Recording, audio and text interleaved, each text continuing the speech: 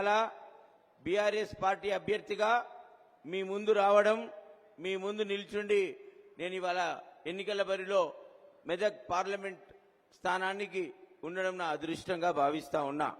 మరి ఎక్కడైతే కలెక్టర్గా పనిచేశానో, ఎక్కడైతే కలెక్టర్గా ఉండి నేను మీకు సేవలో ఉన్నానో అదే ప్రాంతం నుంచి మన పార్టీ అభ్యర్థిగా మీ ముందు ఉండి ఇవాళ మళ్ళీ ఎలక్షన్లో నిలుచోవడం అనేది బహుశా నాకు భగవంతుడు ఇచ్చిన పెద్ద అదృష్టంగా భావిస్తా ఉన్నా.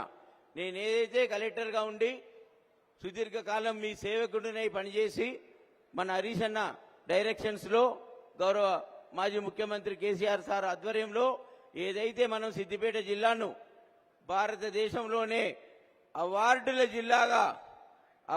జిల్లాగా మనం పేరు తెచ్చుకున్నామో, భారతదేశంలోనే మొదటి 10 జిల్లాలలో ఇవాళ సిద్దిపేటను నిలిచిండబెట్టిన ఘనత మన హరీష్ అన్నకు, అదేవిధంగా మన కేసీఆర్ సార్కి దక్కుతుంది. బట్ నా జన్మ సుకృతం ఆ అభివృద్ధి మార్గంలో 7.5 సంవత్సరాలు మీ అందరి మధ్యలో ఉండి పనిచేసి ఆ అభివృద్ధి పటంలో, ఆ అభివృద్ధిలో నాకు కూడా భాగస్వామ్యం కలెక్టర్గా దొరికినందుకు ఇలా చాలా సంతోషంగా ఉంది. మరి ఎక్కడైతే కలెక్టర్గా పనిచేశానో, ఎక్కడైతే మీ ఆదరణ పొంది 7.5 సంవత్సరాలు వరుసగా పనిచేసే అదృష్టం దక్కిందో, అక్కడి నుంచే మళ్ళీ పార్లమెంట్లో అడుగుపెట్టే అదృష్టం మీరు నాకు మీ ఓటేసి ఇస్తున్నందుకు ఇవాళ ఎంతో సంతోషంగా ఉంది. మరి ఈ అదృష్టం అందరికీ రాదు. భారతదేశంలో ఎంతో మంది ఐఏఎస్ ఆఫీసర్లు ఉంటారు, ఎంతో మంది కలెక్టర్లు ఉంటారు. అందరి కలెక్టర్లకి అవకాశం రాదు. మరి నాకు వచ్చిందంటే తప్పకుండా మీ ఆదరణ, మన పార్టీ క్యాడరు మీరందరూ కలిసి సమిష్టి కృషి చేసినందుకు నాకు ఈ అవకాశం దక్కింది. మరి కేసీఆర్ సార్, హరీష్ రావు సార్ గారు నన్ను పార్టీ అభ్యర్థిగా నిలిచిండబెట్టి, హరీష్ రావు గారు మనం గెలుస్తా ఉన్నాం, మెదక్ జిల్లా సిద్దిపేట గడ్డ మనదంతా కూడా టీఆర్ఎస్ కంచు కోట, మనందరి కార్యకర్తలు కూడా మనందరినీ గట్టి విజయంతోని, పెద్ద విజయంతోని పార్లమెంట్లో అడుగు పెట్టాలి. మరి కలెక్టర్గా నువ్వేదైతే పనులు చేశావో, జిల్లాను అర్థం చేసుకున్నావో, ఆ మాదిరిగా గలం విప్పి నువ్వు నీకున్న శక్తిని, యుక్తిని వాడి మన బాణిని వినిపించి, మన గలాన్ని వినిపించి ఎక్కువగా మన జిల్లాని ఇంకా అభివృద్ధి పటంలో నిలపాలని చెప్పి కోరినప్పుడు వారి ఆదేశాలకు అనుగుణంగా నేను ఇవాళ మీ అందరి మధ్యలో మెదక్ పార్లమెంట్ బరిలో ఉండి ఎన్నికలకు సిద్ధమవుతున్నాం. అయితే ఒక విషయం మనం అర్థం చేసుకోవాలి. మరి నేను మీ అందరికి కూడా సుపరిచితుని, నేను పరిచయం చేసుకోవాల్సిన అవసరం లేదు ఇక్కడ. కాకపోతే మీ అందరిని కూడా మరి అభ్యర్థిగా నా వంతు బాధ్యతగా మీ అందరికి కూడా నేను మళ్ళీ ఒకసారి అభ్యర్థించుకుంటూ నన్ను ఘన విజయం నాకు ఇవ్వాలని చెప్పి కోరుతా ఉన్నా. మరి నేను కలెక్టర్గా ఉన్న వ్యక్తిని, రాజకీయంలో మొదటి నుంచి లేని వ్యక్తిని, ప్రత్యక్ష రాజకీయాలకు నేను దూరంగా ఉన్న వ్యక్తిని. మరి నేను మాకేం చేస్తాడు ఈయన అని మీకు ఒక ఆలోచన తట్టచ్చు. హరీష్ రావు గారి ఆధ్వర్యంలో నేను మీ అందరి మధ్యలో పనిచేశా. బాగా పనిచేసుకున్నామా లేదా? చిన్న కోడూరుని అభివృద్ధి చేసుకున్నామా లేదా? కలెక్టర్గా నేను మీ గ్రామాలు తిరిగినా లేదా? గట్టిగా.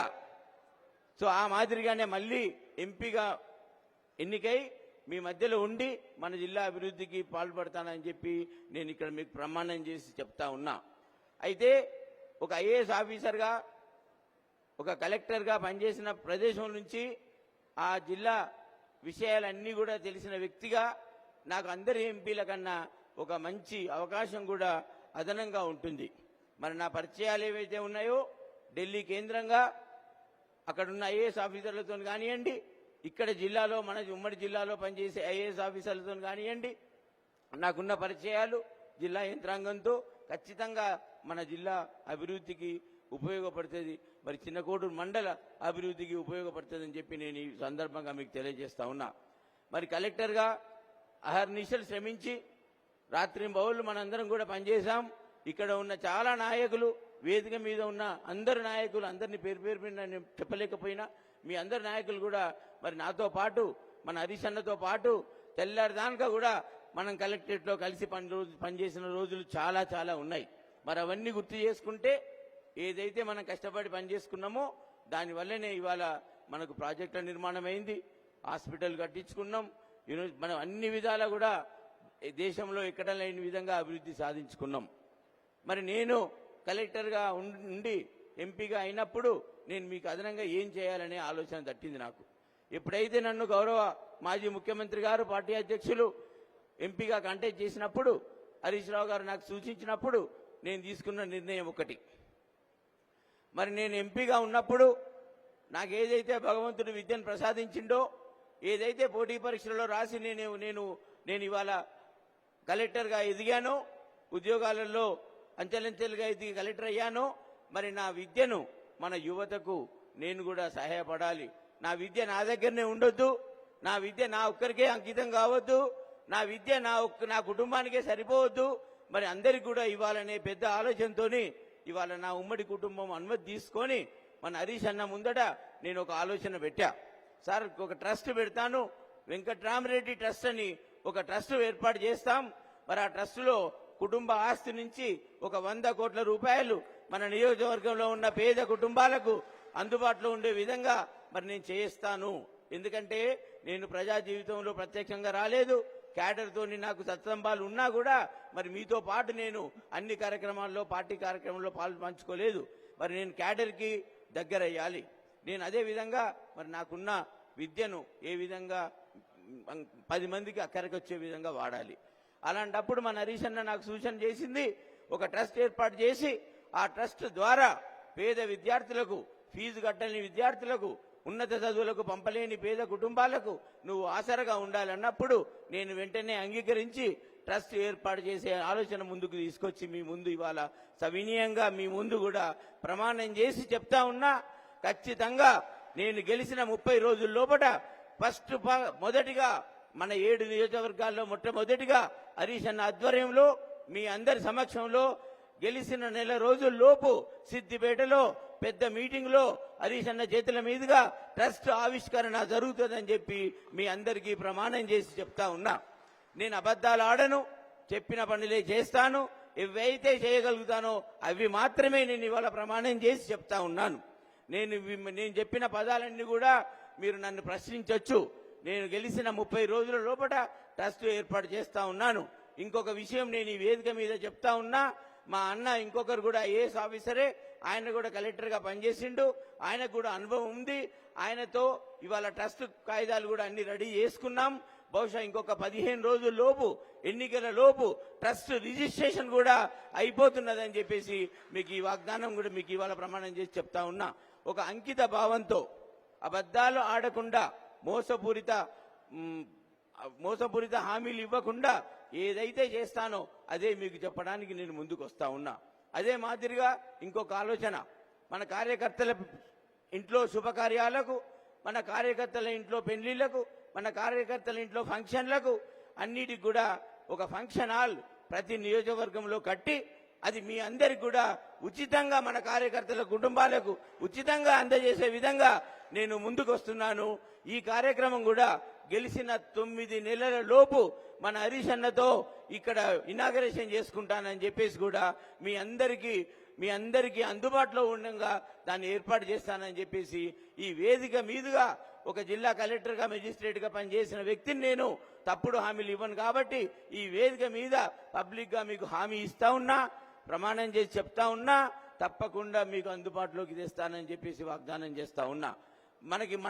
మన పేద క్యాడర్ పిల్లలకు, పార్టీ నాయకుల పిల్లలకు, అది కాకుండా నియోజకవర్గంలో ఉన్న పేద కుటుంబాలకు మరి వాళ్ళందరికీ కూడా ఒక ఫంక్షన్ చేసుకోవాలంటే 60,000, 70,000 రూపాయలు ఇవాళ ఆ ఫంక్షన్కి ఖర్చు అవుతున్నాయి. ఫంక్షన్ హాల్కి ఇవ్వాల్సి వస్తుంది. మరి ఆ ఫంక్షన్ హాల్కి ఇచ్చాల్సిన 60,000, 70,000 ఆ శుభకార్యంలో పెళ్లి చేసే తల్లిదండ్రులు 1 తులం బంగారం మరి వాళ్ళ బిడ్డకే అదనంగా కొనిచ్చినట్టయితే ఆ ఆస్తి కూడా, ఆ కుటుంబం కూడా బాగుంటుందనే ఆలోచనతోని ఈ కార్యక్రమం ముందుకు తీసుకొని వస్తా ఉన్నాం. మరి ఇదే కాక యువతకు కూడా పోటీ పరీక్షలో మన విద్యార్థినులకు కూడా ట్రైనింగ్ సెంటర్స్ పెట్టేసి, కోచింగ్ సెంటర్లు పెట్టి, హైదరాబాద్లో నేను ఏదైతే ఇన్స్టిట్యూట్లో, అశోక్ నగర్లో, ఐఏఎస్ స్టడీ సర్కిల్లో నేను ఎక్కడైతే కోచింగ్ తీసుకున్నానో ఆ కోచింగ్ తీసుకునే సెంటర్లో చదవాలంటే ఇక్కడ మన పేద విద్యార్థులు, ప్రతిభ గల విద్యార్థులు డబ్బులు లేక హైదరాబాద్కు పోయి 6 నెలలు అక్కడ ఉండి రూమ్ కిరాయి తీసుకొని మెస్లలో తినుకుంటూ అక్కడున్న కోచింగ్ సెంటర్లో 1,00,000 రూపాయలు, 1,50,000 ఫీజులు కట్టి 30-40 వేల రూపాయలు పుస్తకాలు కొనుక్కోవాలంటే ఒక్క పోటీ పరీక్ష రాయాలంటే ఇవాళ 1,50,000 2 లక్షల రూపాయలు ఖర్చు అవుతా ఉన్నాయి.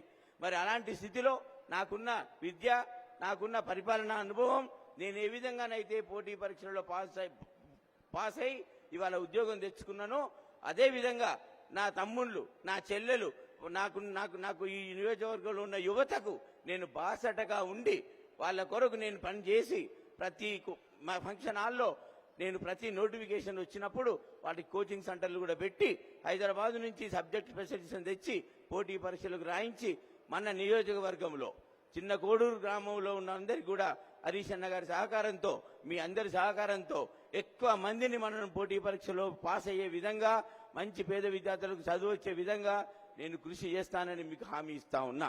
ఒక్కటి నన్ను విశ్వసించండి, నేను మీ కలెక్టర్గా పనిచేసిన రోజు ఎంత సిన్సియర్గా పనిచేసినా, మీ అందరి కొరకు నేను ఏ విధంగా మాట్లాడినా, ఎన్నడైనా కోపం తెచ్చుకోకుండా ఎట్లా ఉన్నాననేది మీ అందరికి కూడా తెలుసు. నేను అధికారిగా ఉన్నప్పుడు ఒక బాధ్యతగానే ఉద్యోగం చేసిన తప్పితే ఆ ఉద్యోగం నాకు పర్మనెంట్, నాకు హక్కులాగా నేను ఎన్నడూ భావించలే. మరి అలాంటి మనస్సు ఉన్న నన్ను మీరు దీవెనలు ఇవ్వాలని చెప్పి కోరుతా ఉన్నా. నాకు ఒక్కసారి గట్టిగా గలం విప్పి నాకు మీ అందరు కూడా విజయం సాధిస్తారు, నా వెంట ఉంటారని చెప్పి గట్టిగా మీరు చేతులెత్తి నా వెంట ఉంటారా? అందరు నా వెంట ఉంటున్నారా? నా కొరకు 30 రోజులు ఇవ్వండి, నేను 5 సంవత్సరాలు మీకు ఇస్తాను. నా కొరకు 30 రోజులు ఇస్తారా? నేను మీ 5 సంవత్సరాలు మీ వెంట ఉంటా, హరీష్ అన్న ఆధ్వర్యంలో పనిచేస్తా. జై జై తెలంగాణ.